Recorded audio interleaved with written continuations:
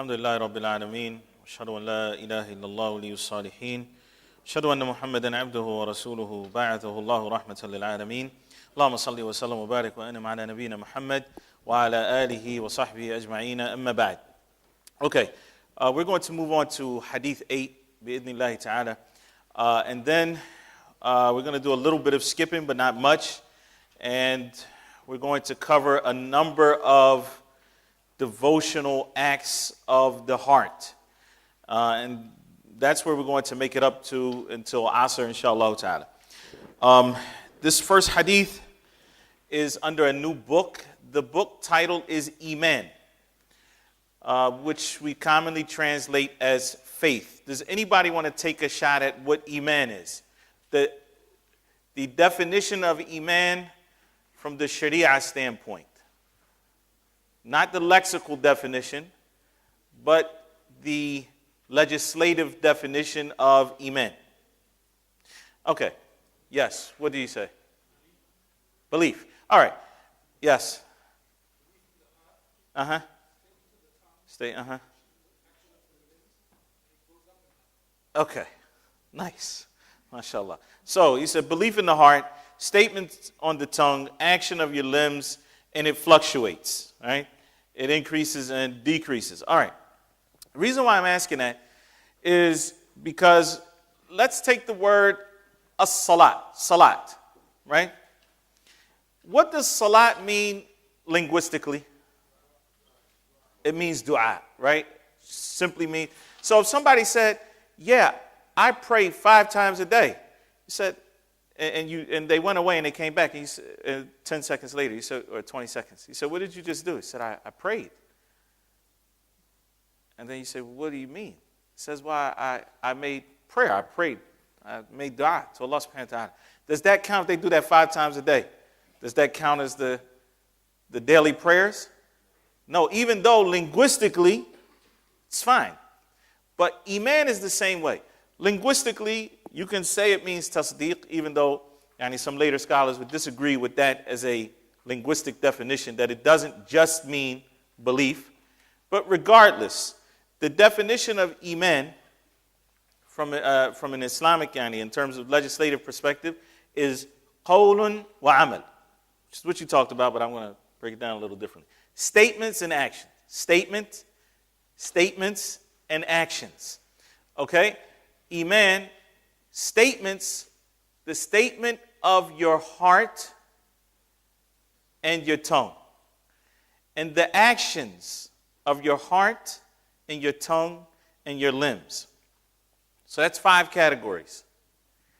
The statement of your heart and the statement of your tongue. What do you think the statement of your heart means? The statement of the heart is what was referred to earlier, and that is your affirmation, right? This is something that comes from your heart. To affirm in your heart and to firmly believe in La ilaha illallah. That there's no true God except for Allah subhanahu wa ta'ala. And by the way, the word God in the English language by itself, with theologians, it means the deity worthy of being worshipped. It's actually what God means. It means the deity that deserves to be worshipped. So when you say that there's no true God except for Allah, that's good for La ilaha illallah. Because it does mean that there's nothing worthy of worship except for Allah. Okay. That is the statement of the heart. The statement of the tongue, what they refer to in this hadith, is to testify to La ilaha illallah. Actions of the heart are different. What are actions of the heart? It's what goes beyond that statement. So now you love Allah subhanahu wa ta'ala and you love His messenger. You fear Allah subhanahu wa ta'ala. You have reliance upon Allah, a tawakkul. These are actions of the heart. You have actions of the tongue. So everything that goes beyond testifying to La ilaha illallah is considered to be an action of the tongue. Like what? Dhikr of Allah subhanahu wa ta'ala. Dua. What else? Citing the Quran. Okay? These are actions of the tongue, and then actions of the limbs are well known. That's your salat, you're making hajj, and so on and so forth. Okay, so this is the chapter called Iman. An Abdullah, anytime you see Abdullah with nobody after him, like no Ibn Abbas or no Ibn Umar, that Abdullah is going to be Ibn Mas'ud, radiyallahu ta'ala anhu. So Abdullah ibn Mas'ud said that the Messenger of Allah, sallallahu alayhi wa sallam, said, لا يدخل النار أحد في قلبه مثقال حبة خردل من إيمان ولا يدخل الجنة أحد في قلبه مثقال حبة خردل من كبرياء. The Prophet ﷺ said, none will enter the fire who has in his heart the weight of a mustard seed of Iman, and none shall enter Jannah who has in his heart the weight of a mustard seed of pride. And this is collected by Bukhari and Muslim. You have 30 seconds, because we're running short on time. You have 30 seconds to come up with a title to this hadith with your partner. Bismillah. Wake up. I know you all ate. You're feeling real good, sleepy now. You want to talk to your partner. Talking in class always helps you stay up. Bismillah.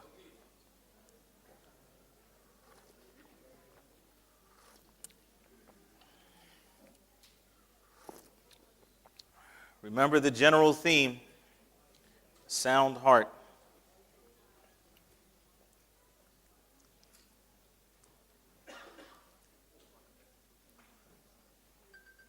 Okay, that was your 30 seconds. Who has something for me? Bismillah. Who has something? Yes. Sorry?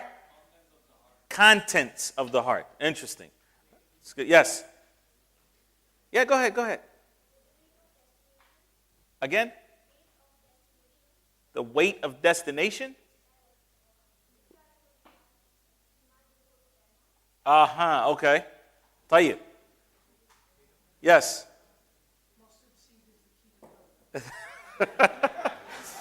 You should get together with the brother in the back and you guys can write a series of books with no pages, just covers. They'll sell, inshallah. Tahir. All right. The issue that I was actually going for here is that Iman, the seat of Iman, seat as in the home of Iman, is the heart. Okay? Now, you hear a lot of people say, don't judge me. My Iman is in my heart, right? Which we'll talk about later, inshallah. But that is the reality. As Shaykh al-Islam ibn Taymiyyah, rahimahullah ta'ala, said that the scholars of Islam have consensus that the asl of Iman, right? The base form of Iman is from the heart. Allah subhanahu wa ta'ala said in the Quran, قالت الأعراب آمنا قل لم تؤمنوا ولكن قولوا أسلمنا ولما يدخل الإيمان في قلوبكم. Right? The A'rab, or the Bedouins, they said that we are believers. Amanna. They said we have believed. Say you have not believed, but say aslamna, that we have submitted. And Iman has not yet entered into your hearts. And there's a lot of other evidence from both the Quran and the Sunnah that indicate that Iman, that the home of Iman is the heart. And what we see in terms of action, and what we see in terms of these actions are also considered to be a part of Iman, legislatively. But where is the home of Iman? The heart. Okay? طيب. This hadith is a bit interesting. I'll do my best to explain it as quickly as possible. None shall enter the fire of hell who has in his heart the weight of a mustard seed of Iman. طيب. We do know that there will be some Muslims who are punished and purified in the fire. Correct? Let me ask you something. Right? I know this is may seem a little weird. Do people praise Allah for being punished in the hellfire? Somebody said yes. Is there some evidence for that? Is there any evidence for that? Okay. The short answer is everybody who goes to hell praises Allah subhanahu wa ta'ala. Everyone who goes to hell will praise Allah. And the reference for that is in Surah Ghafir. And for some reason I can't think of the beginning of the ayah. But at the end, وَقِيلَ الْحَمْدُ لِلَّهِ رَبِّ الْعَالَمِينَ وَقُضِيَ بَيْنَهُمْ بِالْحَقِّ وَقُضِيَ بَيْنَهُمْ بِالْحَقِّ. Yani Allah subhanahu wa ta'ala now is talking about not the believers, He's talking about the non-believers who are going to be punished.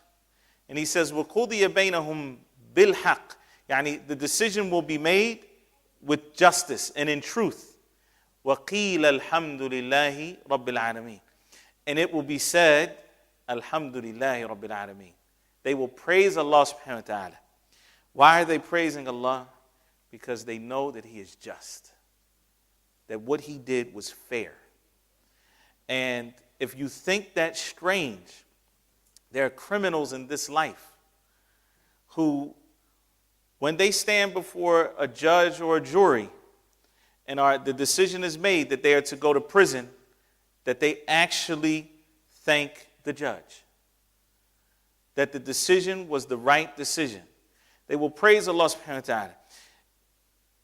Even the Muslims, those Muslims who are punished in the fire, that punishment is a purification process.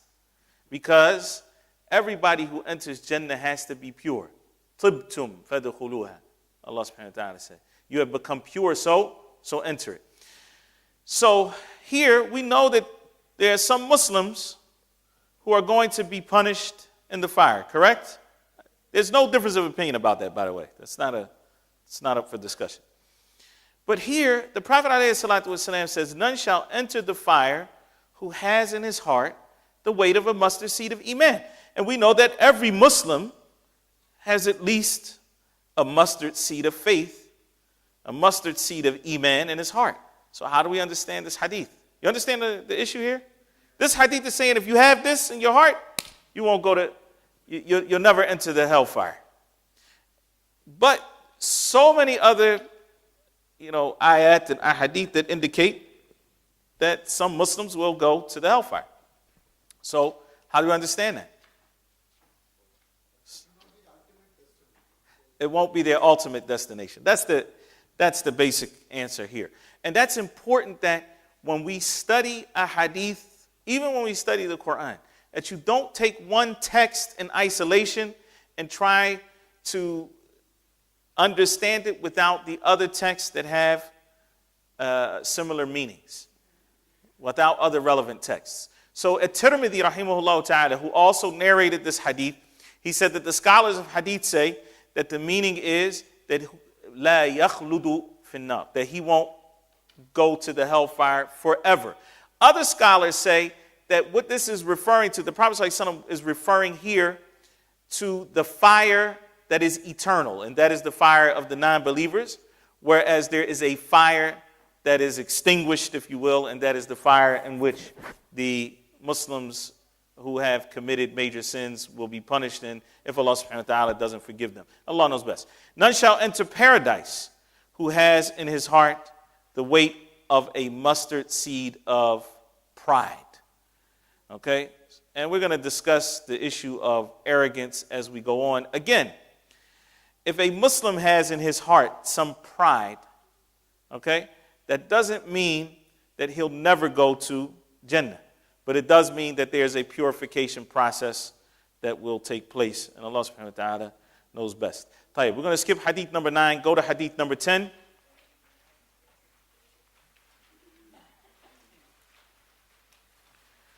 Okay. Hadith number 10 is interesting because it is not actually a statement of the Prophet alayhi salatu wasalam. However, there's a lot of benefit in it, and it is collected by Bukhari. He narrated that Ibn Abbas said, I was informed by Abu Sufyan that Heraclius said to him. Who was Abu Sufyan? Again? The leader of Mecca? Okay. He was from the noblemen of Quraysh. And at the time of the hijrah of the Prophet ﷺ, he was still not Muslim. He didn't accept Islam until later. His son was who? Muawiyah, radiyallahu anhu. And his daughter? Ramla. Ramla, what did they call her? What? Habiba. Nah. Okay. Tayyib. Abu Sufyan said that Heraclius said to him, this is when he went to Rome. He said, I asked you whether they, that is the Muslims, were increasing or decreasing. You replied that they were increasing. So the number of Muslims was steadily increasing. And in fact, this is the way of true Emaan. These are his words. This is the way of true faith. كَذَلِكَ الْإِيمَانِ حَتَّى يَتِمْ, until it is complete in all respects. I further asked you whether there was anybody who, after embracing his religion, and that is after they accepted Islam, became displeased. وَارْتَدُّ, يعني ارتد, يعني they became an apostate or they left the deen. You replied in the negative. None of them, not a one. And in fact, this is a sign of true faith. When its delight enters the heart and mixes with the hearts completely, no one will be displeased. No one will dislike the faith. This is collected by Bukhari. Take a 40 seconds, 30 seconds with your partner and come up with the title for this hadith. Bismillah. You're not excused.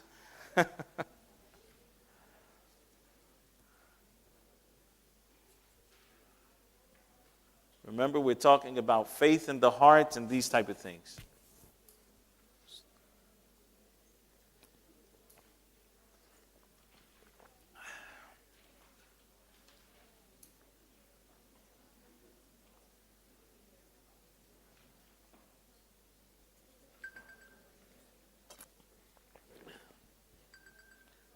Tayyib.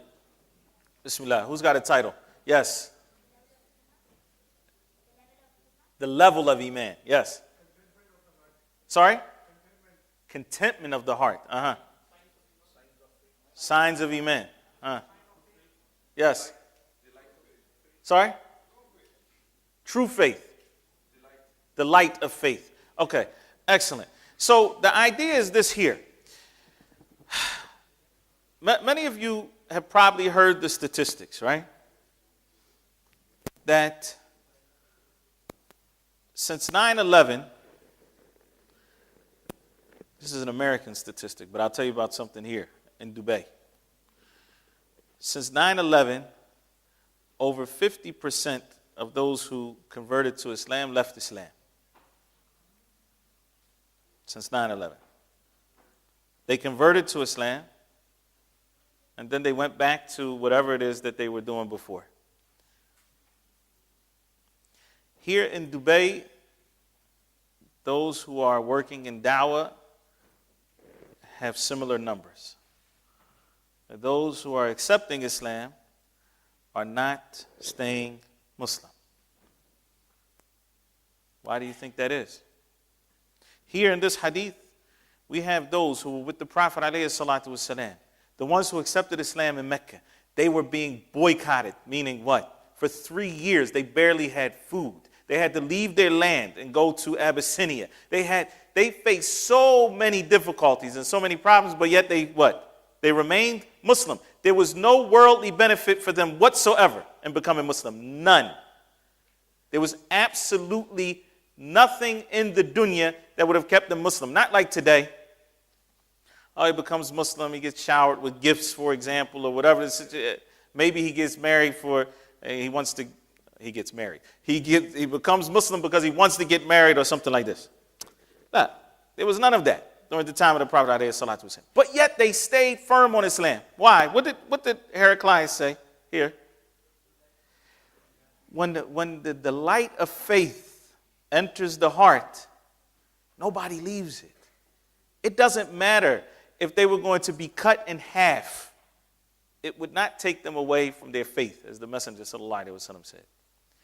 Why do you think that we have people today who accept Islam and then leave Islam? Because they haven't, the delight of faith has not entered into their hearts. And subhanAllah, a lot of this, and I'm saying this out loud because we have to correct certain practices. A lot of this is because we are concerned about numbers. We want to accept Islam. Yes, my markaz has 2,000 people accept Islam. Mine 3,000. Mine 500. Mine this. So that we can just tell people that, Tahir, the issue, when they accept Islam, then what? Then what happens? What have we done to help them taste the sweetness of faith? You see, subhanAllah, at the time of the Prophet ﷺ, they accepted Islam because they truly believed in La ilaha illallah. And then they became a part of this body of Muslims who worshiped together, who thanked Allah subhanahu wa ta'ala together, who did everything together. They functioned as a community. A lot of these people, because I've read some of their stories, it's not that they lost faith in La ilaha illallah per se. It's that they never actually felt like they were a part of the Muslim community. And so they just consider themselves not to be Muslim anymore. Even though if you really drill down and you ask them, do you believe in something other than La ilaha illallah? They'll probably tell you, no, I do believe in La ilaha illallah. But they've left, they're not praying anymore, they're not fasting, because they never actually felt like they were part of a community. And a lot of times, it takes that community to help the Iman enter the heart. It's not simply the Shahada, and there's a lot of things that have to happen after that. In any event, think about this hadith, because we're going to cover next, we're going to talk about the sweetness of faith, inshallah ta'ala. Hadith part 2, actions of the heart. Okay, so we're talking about here devotional worship, actions of the heart. And the next 16 hadith or 17 are all under this category of actions of the heart. Play it. Okay, let me say something real quick before we go on to this.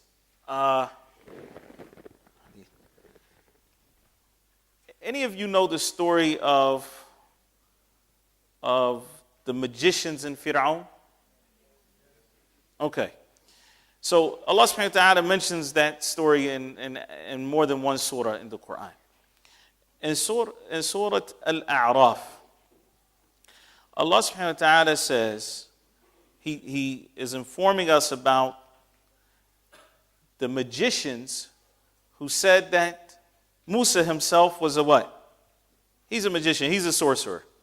Okay. So Fir'aun gathered up the greatest sorcerers that he could find. And he promised them all types of great things. And they obliged. And they said, we'll come and we'll meet him and we'll show that our sorcery is greater than his. Right? And then what happened? What happened? The opposite happened. And Musa, alayhi salatu wasalam, when he threw down his staff and it became a serpent, the sorcerers knew what? They knew that he was a messenger of Allah. And they believed in Allah. قَالُوا آمَنَّا بِرَبِّ الْعَالَمِينَ. They said, we believe in Rabb al-Alameen. Fir'aun said what to them? Now mind you, how long have they been Muslim now? 30 seconds maybe, at the most? Okay. Fir'aun says to them what? I'm going to cut, slice your hands off and your feet from opposite sides. ثُمَّ لَأُصَلِّبَنَّكُمْ أَجْمَعِينَ. And then I'm going to crucify all of you. What did they say? They said it doesn't matter. We are going to return back to Rabbil Alameen.